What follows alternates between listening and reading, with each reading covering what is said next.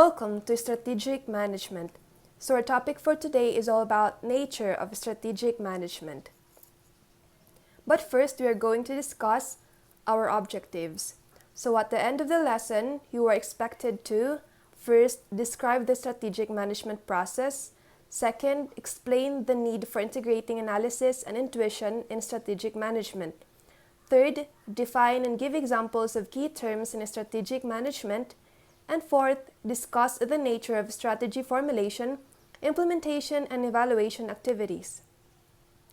So, before we proceed to our discussion proper, I have here a sample picture. So, what can you say about the picture? I'm gonna give you 30 seconds.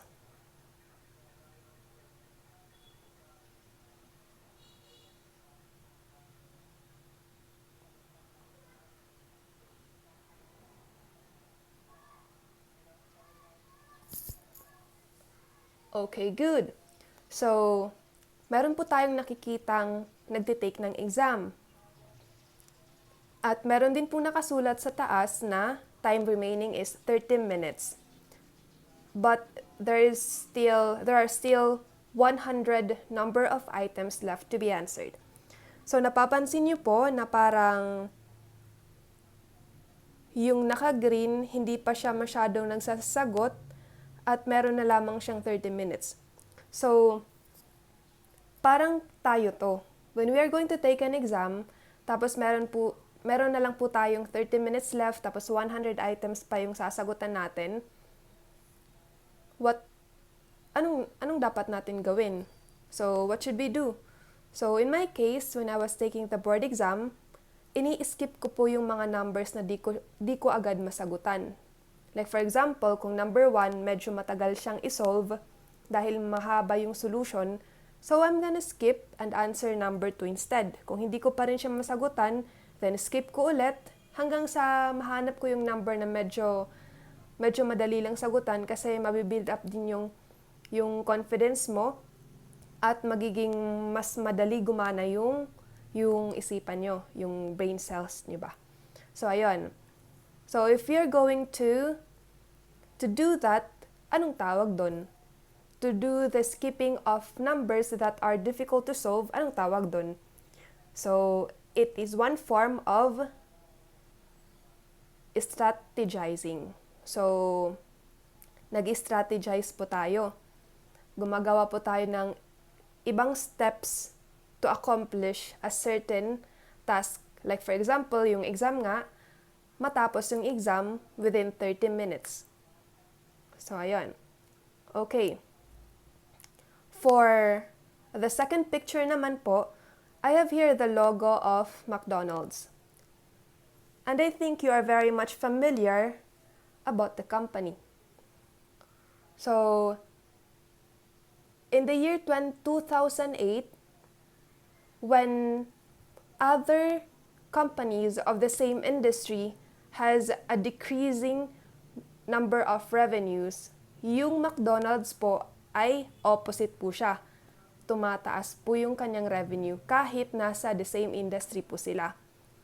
So, yung ginawa po ng McDonald's ay, sabi nila, ito daw po ay tinatawag na plan to win.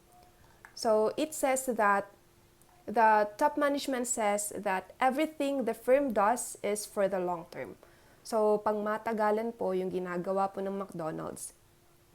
So, specifically po, the strategy has been to increase the sales at existing locations by improving the menu, remodeling dining rooms, extending hours, and adding snacks. So, ayun po yung ginawang strategy ng McDonald's. Kaya po sila nagkaroon ng increase in revenue while the others of the same industry got the decrease. So, yun po yung strategy ng McDonald's. Okay, so now let us define strategic management. So according to Fred David, it is the art and science of formulating, implementing, and evaluating cross-functional decisions that enable an organization to achieve its objectives. So just like for example, yung ginawa natin kanina, yung about sa nag-e-exam, nagtitake ng exam. So, if you are taking an exam, di ba yung ini-skip mo yung items na di mo masagutan agad para matapos mo yun within 30 minutes. So, yung tawag sa pag-formulate, yung tawag sa pag-iisip kung anong gagawin is yung formulating. Yung iisipin mo, ano bang gagawin ko para matapos to? That is formulating. When we say implementing, yun po yung part na ginagawa mo na. Ini-skipan mo na yung mga items na di mo masagutan. And the next one is evaluating. Pagkatapos ng 30 minutes, i-assess mo, natapos ko ba yung exam? Effective ba yung strategy ko o hindi? So, yan po yung tinatawag na strategic management. Another one is, it focuses on integrating management, marketing, finance or accounting, production or operations, research and development, and information systems to achieve organizational success. So, parehas po sa definition sa taas. Yung main idea po dito is yung mga steps na ginagawa mo to achieve the objectives. Yung pangalawa naman, yung term na ginamit, to achieve organizational success. Paano ba maging successful yung organization? Siyempre, pag ma-meet na ang objectives. So, like for example, yung McDonald's. 'Di ba yung strategy na ginawa nila is to increase daw the sales at existing locations by improving the menu. Kaninong gawain yun? Yan po yung gawain ng production or operations. At saka, yung pag-remodel ng dining rooms. Pwede po yun sa production and operations din. Pwede rin po sa research and development. Pero more on sa research and development po siya. Kasi maghahanap sila kung anong design, kung sinong engineer yung kukunin or contractor na magde-design ng kanilang remodeling. So, nasa research and development po yun. And so on. So, yung sa adding snacks naman po, nasa operations din po yun. Yung extending hours, nasa management po yun. Yung magde-decide, specifically dun sa HR, human resources. Makikipag-coordinate po sila sa human resources. So, when we say integrating, pinagsasama-sama po natin.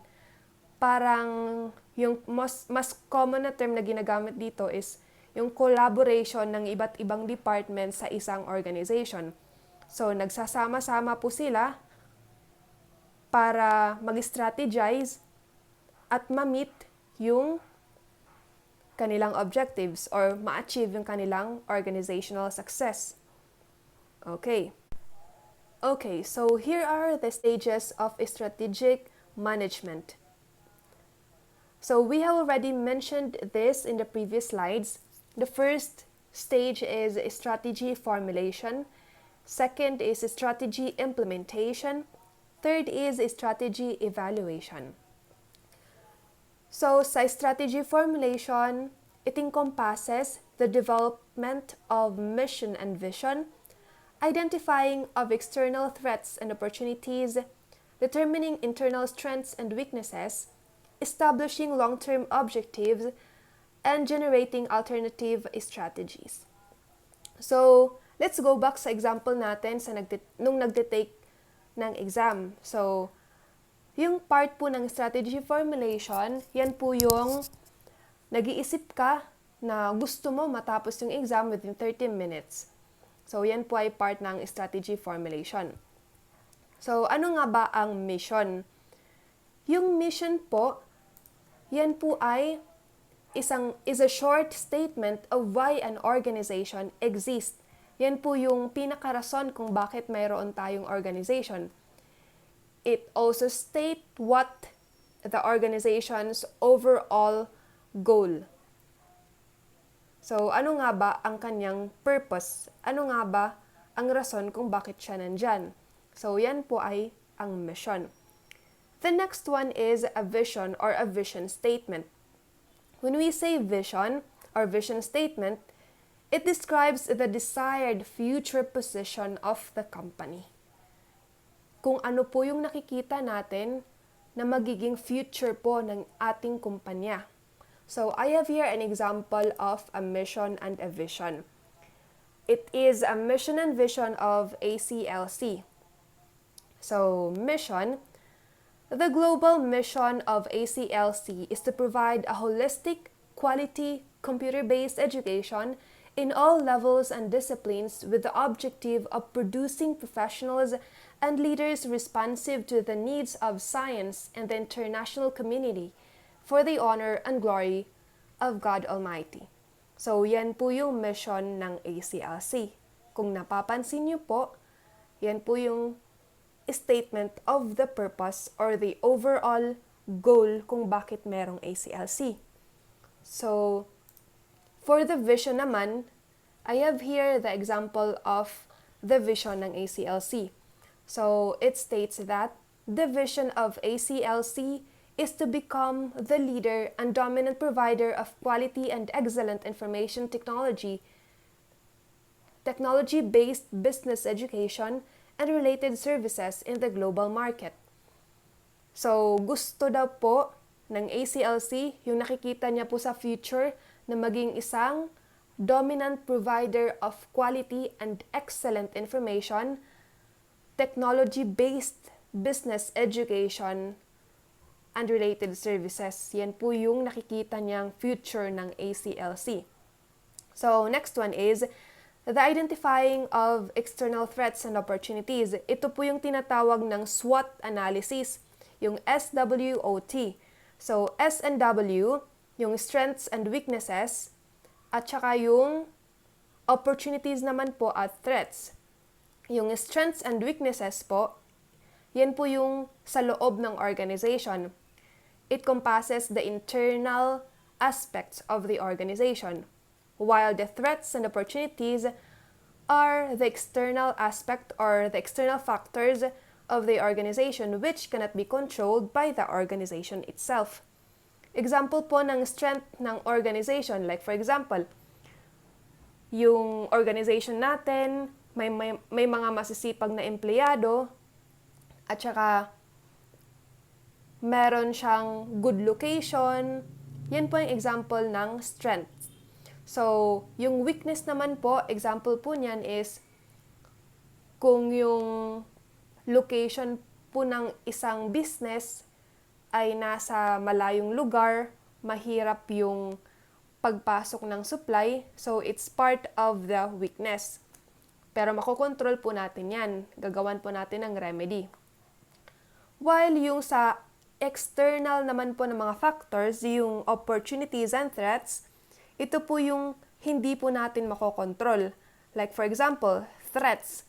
Threat po yung COVID po ngayon, yung COVID pandemic. Yan po yung naging threat natin. But on the other hand, naging opportunity din po siya in some companies. Like for example, yung mga telecommunications. Kasi di ba maraming gumagamit ng mga computers ngayon, ng mga cellphones ngayon, gumagamit sila ng internet.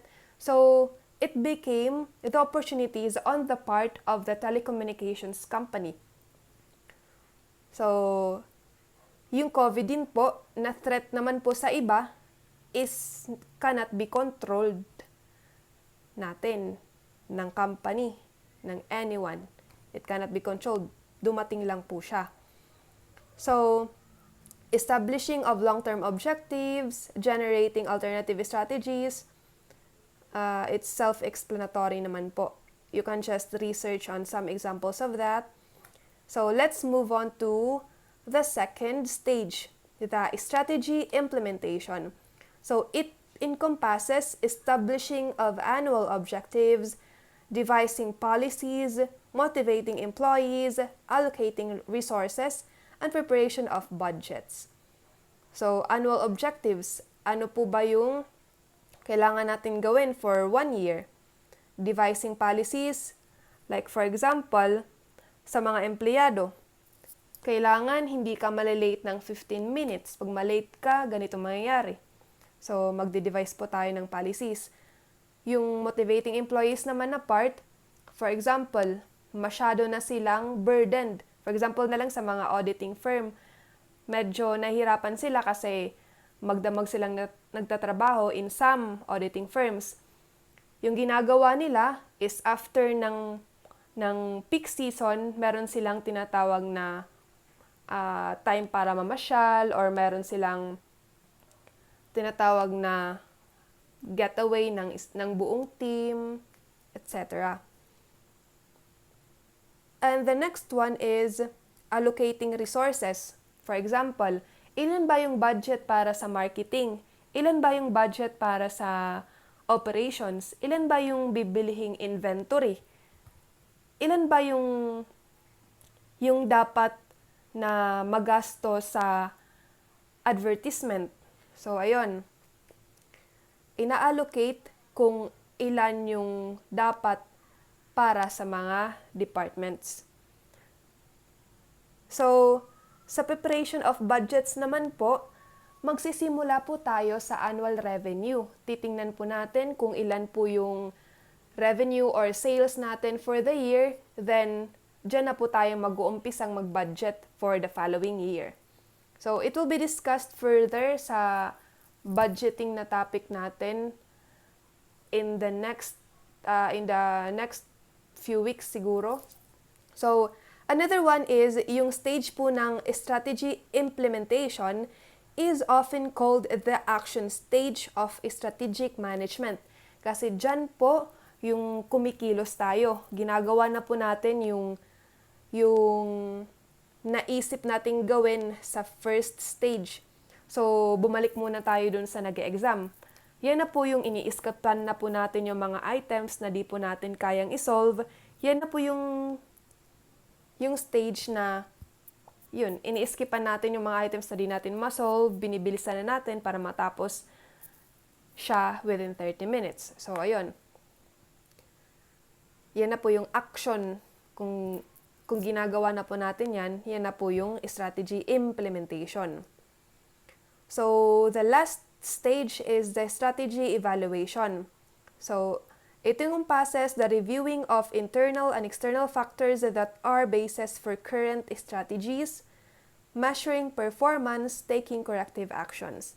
So, reviewing internal and external factors that are basis for current strategies. So, like for example, nagkaroon ng COVID, yung business mo ay isang restaurant.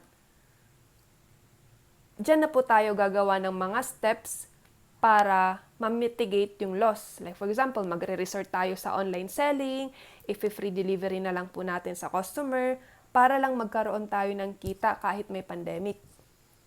So, yung external factors po na yun, yung example po na ginawa ko, yung COVID, is hindi po natin makontrol. But we can control yung sa business operation natin. Mag-switch tayo sa online selling instead of physical store. Kasi bawal ngayon yung social gathering. Dapat may social distancing. So another one is measuring performance. For measuring performance, let's say for example, our company is targeting a 500,000 increase in sales from previous year's sales. Dahil gusto niyang maungusan yung kakompetensya niya. So, meron silang difference na 300,000 at gusto niyang makaangat ng at least 200,000. So, magkakaroon ng annual deliberation yung company together with the management and the representative from the sales department. So, merong magpe-present from sales department presenting the data of the sales for that year and then kung na-meet ba yung target or hindi. So, if hindi, papasok yung taking corrective actions. Hahanapin kung ano ba ang rason kung bakit hindi na-meet yung target. So, titingnan yung data. Baka matagal yung pag-deliver ng delivery hub. Tatanungin kung anong rason kung bakit hindi hindi agad na di-deliver yung mga items, yung orders. Katulad na lang ng mga online selling. So, baka nagkaroon ng mga checkpoints kaya hindi madaling makapasok, or baka nagkaroon ng anomalya sa department na yun. So, hahanapin kung ano yung mali at syempre, magte-take action sa nararapat na gawin. Like for example, kung may nakitang anomalya, edi pwedeng sisantehin yung kasabat dun sa anomalyang yun. Another one is, kung na-meet naman nila, then titingnan din nila kung ano ba yung rason kung bakit nag-increase yung sales nila ng ganon. Syempre, pag makita nila na, ito pala yung rason, then they will adopt that strategy for the next year. Or maybe, mas pagbubutihin pa nila. I-improve nila yung strategy na yun to get a better results. So, that's all for today, and I hope you enjoyed our lesson, and I hope you have learned something from it. Please don't forget to comment below when you're done. Okay, thank you. Bye.